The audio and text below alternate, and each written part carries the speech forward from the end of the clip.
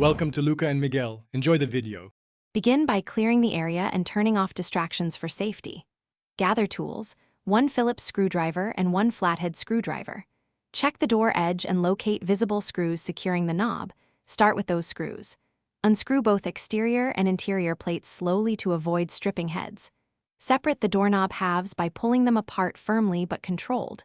Once the knobs separate, slide out the spindle and expose the latch assembly clearly for the next step. With the knobs removed, focus on the latch plate on the door edge.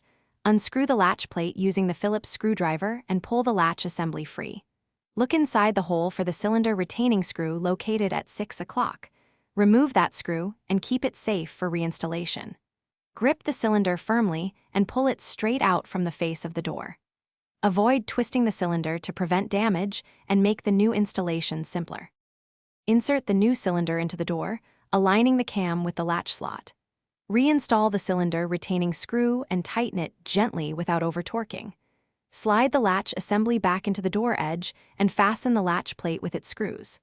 Align the strike plate on the frame and use a pencil to mark adjustments if needed. Reattach the doorknob halves and tighten screws evenly until snug. Test the lock with the new key and operate the knob or deadbolt smoothly 5 times. Thanks for watching and please subscribe. It's the best investment you'll ever make.